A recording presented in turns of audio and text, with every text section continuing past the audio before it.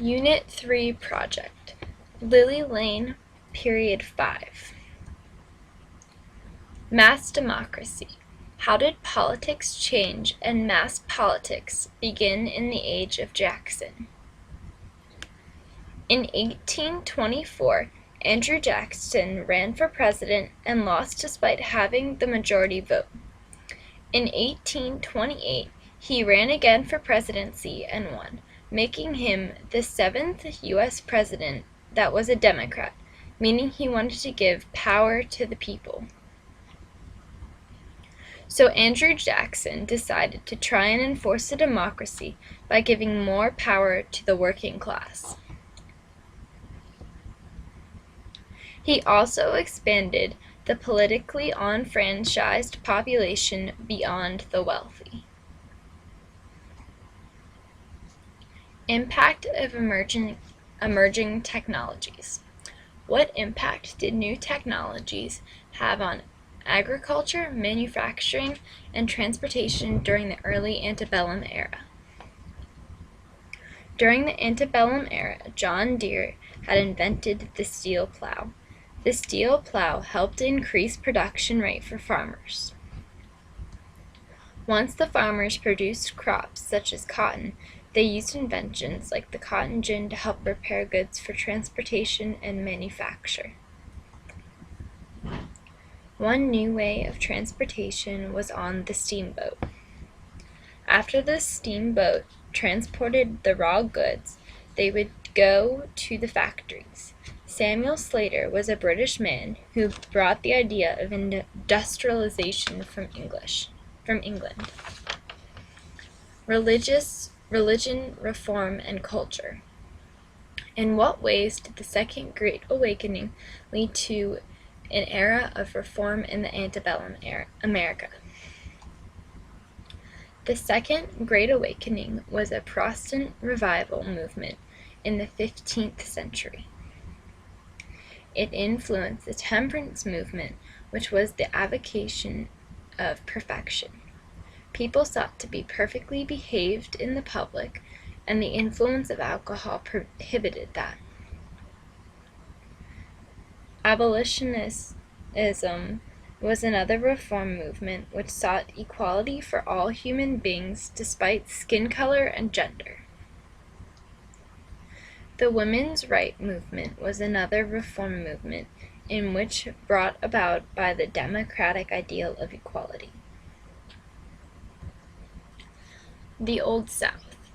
How did cotton's rise parallel to the Southern reliance on slavery?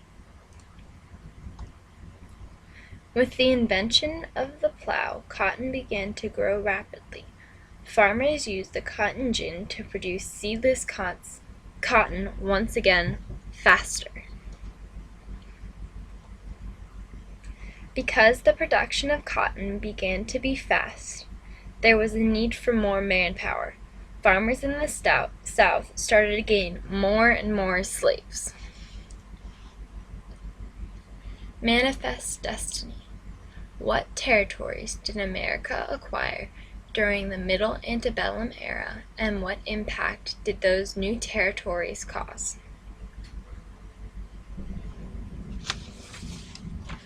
Oregon Country was purchased in 1846, which led to the U.S. threatening war on Britain if the border lines were not extended to where they are today. America bought Texas from Mexico. America bought Texas from Mexico. Texas and Mexico had a war, and it resulted in Texas becoming a part of America officially.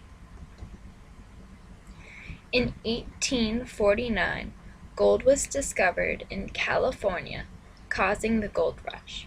Since so many people were migrating west, California was established as a free state. Another free state established at this time was Missouri. Slavery and sectional tensions. How did two slavery compromises in 1850 and 1854 stall, but not prevent, the Civil War. The only way to get an equal amount of free-to-slave state ratio was gone, so the U.S. turned to popular sovereignty. This let the people decide whether the state would get to be free or a slave state. The Compromise of 1850 guaranteed California as a free state, but put no slavery restrictions on Utah or New Mexico. At the time, these were the only popular sovereignty territories, and the government promised not to create any more. Steps to secession. At what point did civil war between the North and South over slavery become inevitable?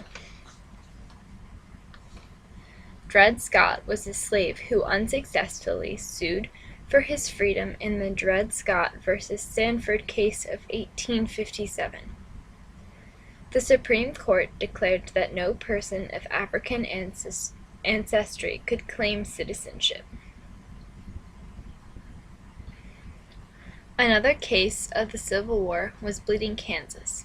Abolitionists set up 2 capitals in Kansas in which they went back and forth, causing massacres. In the election of 1860, Democrats split into the Northern and Southern Democratic parties, therefore splitting the votes. In the end, the Republican Abraham Lincoln won due to the split vote. Civil War. How does Union war goals expand during the war? At first, the Confederacy was upset about the states seceding and wanted the U.S. back together as a whole, but eventually they just wanted it to end. Abraham Lincoln attempted to ban slavery in the South when the issue came up again, using the Emancipation Proclamation. It did not completely get rid of slavery, but it helped start the movement to get rid of it. Reconstruction. What impact did Union victory have on African Americans, and how were formerly rebelling states treated after the Confederacy's defeat? Slavery was banned, but they were still treated badly, so they migrated north.